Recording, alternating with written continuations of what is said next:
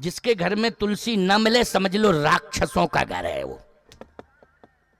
मैं बहुत साफ कह रहा हूं। नहीं तो तुलसी रखो अपने घर में, क्या दिक्कत की बात है। अगर तुम सनातनी हो तो तुलसी से परहेज क्यों रखते हो? तुलसी घर में होना चाहिए कि नहीं? वैसे तो यहाँ जितने लोग बैठे सबके घरों में तुलसी है, और जिसके घर में तुलसी नहीं है याद रखना वो राक्षस का घर है।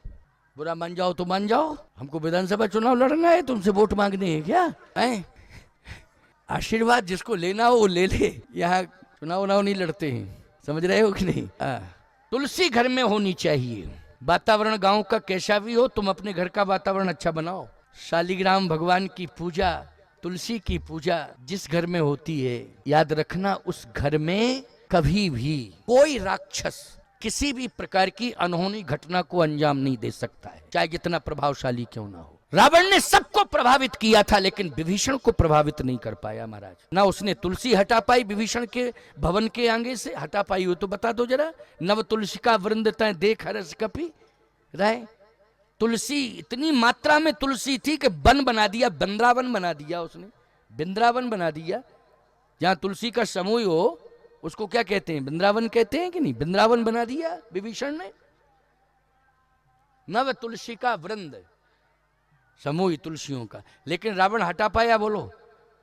यज्ञशालाओं में आग लगा दी, गौशालाओं में आग लगा दी, जहां जहां देश धैन दुज पावे, नगर गांवपुर आग लगावे, धर्म विरोधी आचरण। रावण की सेना, राक्षस ये सब कर रहे हैं, लेकिन लंका में विभीषण तुलसी को सामने स्थापित किए। और थोड़ी बहुत तुलसी नहीं, बगीचा है तुलसी का पूरा। मैं सत्य कहता हूं आपसे, जिसके जीवन में अहंकार नहीं है, जिसके जीवन में भगवान की भक्ति ही श्रेष्ठ है, और जो भगवान पर आश्रित, भगवादाश्रित है, उसकी रक्षा न शस्त्र करता है न बल करता है, उसकी रक्षा भगवान स्वयं करता है, चाहे जितना प्रतिकूल वातावरण क्यों ना हो। जाको राखे साइया मार सके ना कोई, बाल न बांका कर सके चाहे जो जग बैरी होए। धमकी देने वाले कितनों धमकी दें, चुनौती देने वाले कितनों चुनौती दें, कुछ नहीं, भगवान पर भरोसा है, सफल होंगे हम। और बोलो विभीषण विफल हुआ कि सफल हुआ? विफल तो रावण हुआ है, विभीषण कहां हुआ विफल? विफल कौन हुआ है? रावण हुआ। विफल कुंभकर्ण हुआ, विफल मेघनाद हुआ। जितनी ये तपस्या का ढिंढोरा पीटते थे ना, वो सब विफल हो गए। जिन्होंने भगवान शंकर की भक्ति करके शंकर जी से ही भोले भाले बाबा से वरदान ले लिए, भोले भाले बाबा से वरदान ले लिए, ब्रह्मा जी से भी वरदान ले लिए, लेकिन ईमानदारी के साथ बताओ ये सब विफल हुए कि नहीं हुए? सब विफल हुए। किसके कारण विफल हुए? अहंकार के कारण विफल हुए। और विभीषण किसके कारण सफल हुआ? सहजता और सरलता के कारण। अहंकार शून्य जीवन है, इसलिए सफल हो गया। आज विभीषण जी के बिना सीता जी नहीं मिली। रास्ता किसने बताया? रास्ता बताने वाले एकमात्र कौन हैं? रास्ता बताने वाले हैं हनुमान जी को। पूरी लंका में रास्ता बताने वाले कौन हैं? विभीषण जी महाराज हैं। एक प्रहस्त था, रावण का बेटा था प्रहस्त, वो भक्त था, भक्त हृदय का था। उसका नाम क्या था? प्रहस्त। उसने रावण का विरोध किया, लेकिन विरोध करके चला गया, रहा नहीं लंका में, चला गया विरोध करके। लेकिन विभीषण ने लंका नहीं छोड़ी। छोड़ी लंका क्या? जब तक हनुमान जी को नहीं पा लिया और जब तक हनुमान जी को रास्ता नहीं बता दिया सीता तक पहुंचने का, तब तक उसने लंका नहीं छोड़ी। प्रहस्त ने रावण का विरोध किया था, खुल के विरोध किया था, लेकिन छोड़ के चला गया। वो मैं ऐसे परिवार में नहीं रहूंगा, इस खानदान में नहीं रहूंगा, छोड़ के चला गया। लेकिन विभीषण लंका में ही रहा, प्रतिकूल वातावरण में रहा, भजन करता रहा, तुलसी की पूजा करता रहा, शालिग्राम की पूजा करता रहा, नरसिंह भगवान की पूजा करता रहा। नरसिंह भगवान का मंदिर था, नरसिंह भगवान की पूजा करता था। हनुमान जी परेशान हो गए, रास्ता नहीं मिल रहा था, पहुंच गए कहां? संत के दरवाजे पर। रामायुध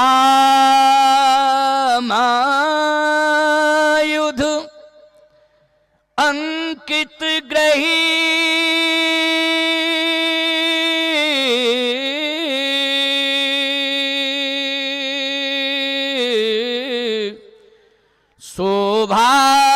हरनी न जाय,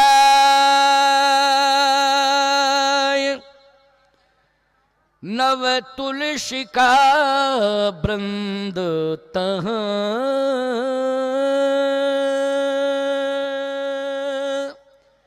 देख हरस कपीराय।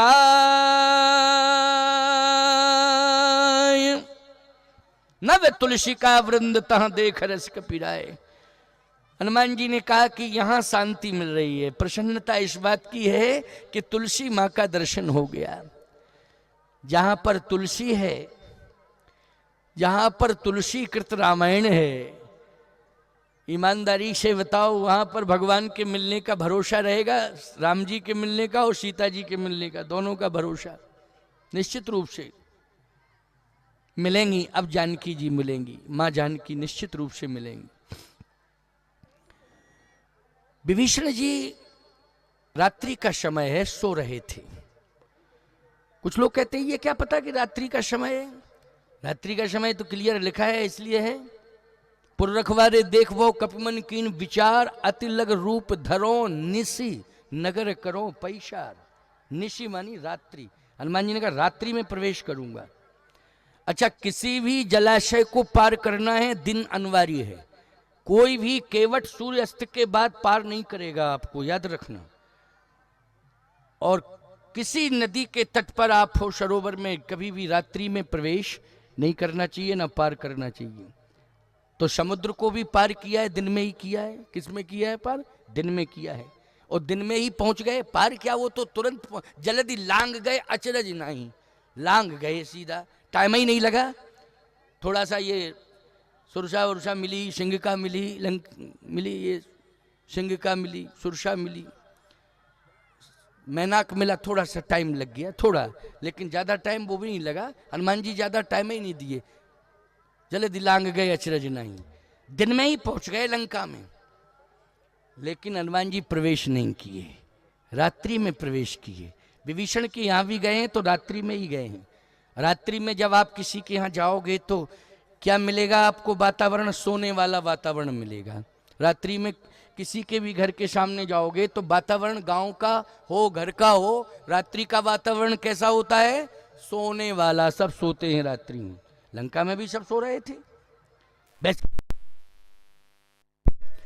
श्री राम जय राम, जय जय राम। नव तुलसी का वृंद तह देख हर्ष कपीराय। समय था लेकिन रात्रि का। रात्रि का प्रमाण यह है कि विभीषण जी सो रहे थे, सो रहे थे महाराज, सो रहे थे, विश्राम कर रहे थे। लेकिन राम राम राम राम की आवाज आ रही थी, दीवालों से राम राम की आवाज आ रही थी। अब बोलो, दीवालें बोल रही थी राम राम? आप कहो महाराज ये तो सब भाव की बातें हैं, दीवालें राम राम बोल रही थी, हैं?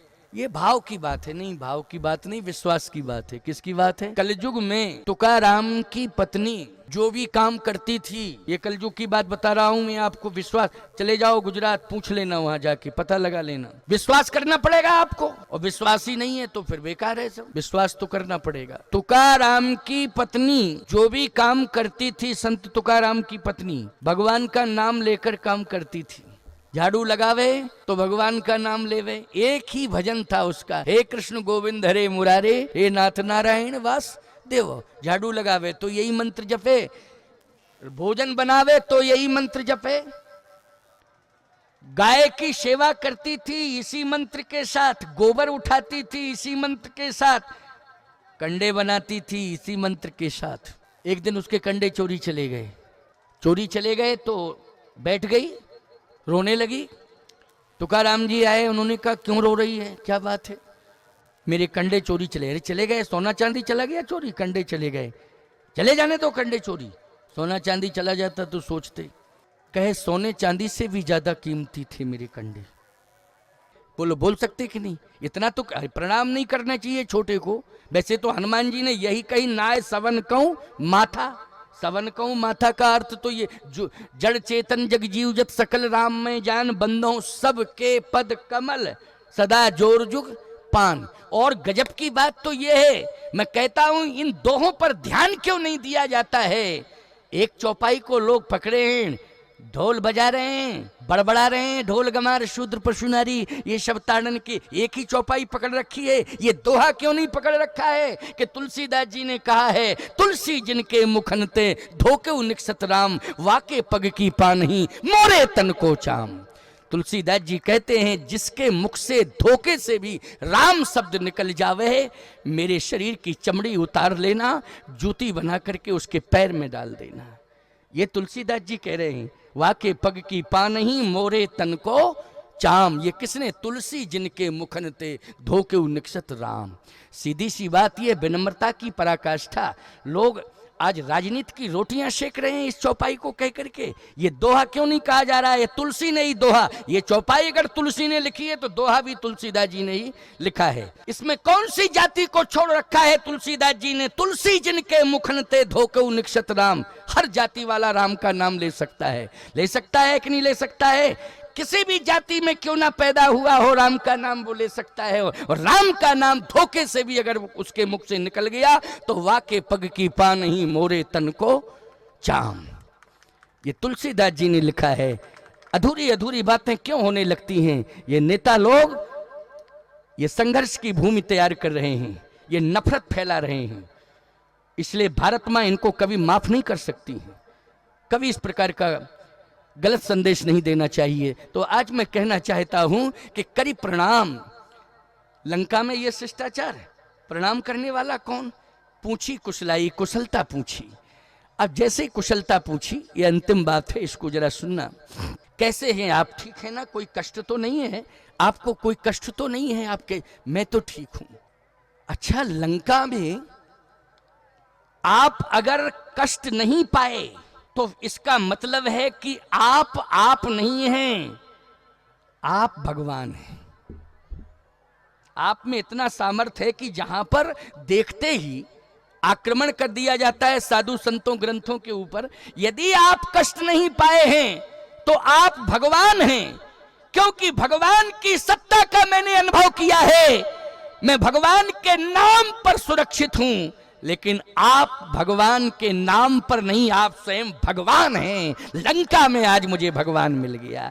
विभीषण ने कहा, करी प्रणाम पूछी कुशलाई, कुशलता पूछी, मैं तो कुशल से हूं, कहीं कोई दिक्कत नहीं। तो हनुमान जी महाराज को देख करके विभीषण जी कहने लगे कि तुम राम दीन अनुरागी, आयऊ मोहि करन बड़ भागी, कि तुम राम दीन अनुरागी। आप राम हैं, इस दीन पर कृपा करने के लिए चले आए। आप कौन हैं? राम। मैं दीन हूं, दीन के ऊपर आप दया करने के लिए चले आए। आपको मैं बार बार प्रणाम करता हूं। चरण पकड़ने के लिए जैसे विभीषण जी बढ़े, हनुमान जी पीछे हो गए। नहीं नहीं नहीं नहीं, मैं राम नहीं हूं, झूठ नहीं बोलता हूं, मैं राम नहीं हूं। तो विभीषण जी ने कहा, कोई बात नहीं, आप राम नहीं हैं, लेकिन आप राम के दास हैं। आप राम के दास हैं।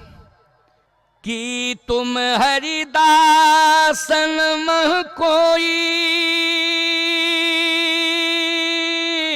मोरे हृदय प्रीत यश होई। आप हरिदास, हरिदास का मतलब है राम दास, आप राम के दास। हनुमान जी ने कहा, नहीं नहीं नहीं नहीं, मैं राम का दास भी नहीं हूं। तो फिर कौन है आप? मैं राम जी के दासों का दास, दासानुदास हूं। समझ रहे हो कि नहीं? अभिमान बोलो कोसों दूर है कि नहीं, जल्दी बोलो। यही चर्चा, यहीं से मैंने प्रसंग ही प्रारंभ किया था कि नर्मदा माँ के तट पर आए हो। नर्मदा जयंती ये महापर्व है। सबसे पहले संकल्प लो कि माँ, आज मैं आपकी शरण में आया हूं, मेरे ऊपर कृपा करो। और ये संकल्प लो कि मेरे जीवन का जो अभिमान है, माँ आज मैं अभिमान का त्याग कर रहा हूं, मुझे स्वीकार करो, स्वीकार करो, स्वीकार करो। अभिमान त्यागोगे, माँ स्वीकार कर लेगी। अभिमान त्यागोगे तो सब कुछ मिल जाएगा। हनुमान जी के सामने बोलो, अभिमान कोसों दूर है कि नहीं? राम जी के दासों के दास, दासानुदास है।